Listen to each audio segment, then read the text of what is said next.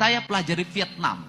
Vietnam mengalami kemajuan yang sangat luar biasa hari ini. Sungai-sungainya jernih, danau-danaunya bersih, masyarakatnya disiplin, pemerintahnya menggunakan tangan besi untuk mengatur rakyatnya. Tiongkok mengatur anak-anak muda yang pemabuk, mengatur anak-anak muda yang malas, mengatur anak-anak muda yang setiap hari marah pada orang tuanya menjadi benalu di keluarnya. Dikerahkan tentara untuk mengambil mereka dari rumahnya, dimasukin barak militer selama 6 bulan. Pulangnya mereka menjadi manusia yang tersadar dan kembali pada orang tuanya, kembali pada negara dan budaya Tiongkok.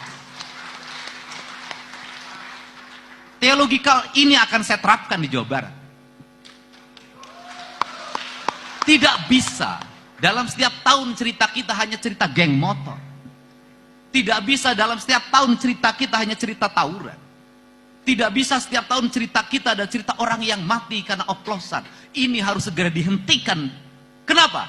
Kita punya kebudayaan, kita punya nilai ajaran Islam sebagai nilai-nilai ritualitas, sebagai nilai-nilai substansial, nilai-nilai spiritualitas. Tetapi kenapa kita tidak bisa menyelesaikan hal-hal yang remeh-temeh dan kecil ini? Faktornya cuma satu, kita lebih senang membangun wacana dibanding bertindak nyata. Untuk itu kalau bersedia, pemerintah Kabupaten Cirebon bisa bekerja sama dengan jajaran TNI dan Polri. Pemerintah provinsi bersedia membangun mesnya. Orang tuanya diberikan kesadaran kalau anaknya nakal, maka dia telepon tentara, telepon polisi, diangkut, dimasukin mes, dilakukan pembinaan.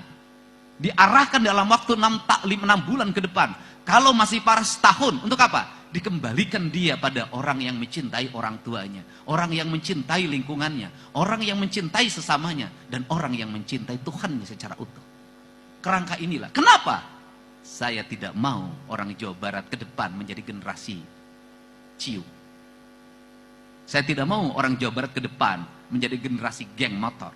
Saya tidak mau orang Jawa Barat ke depan menjadi monster di lingkungan rumahnya, menjadi monster di jalanannya. Pada akhirnya mereka mati muda.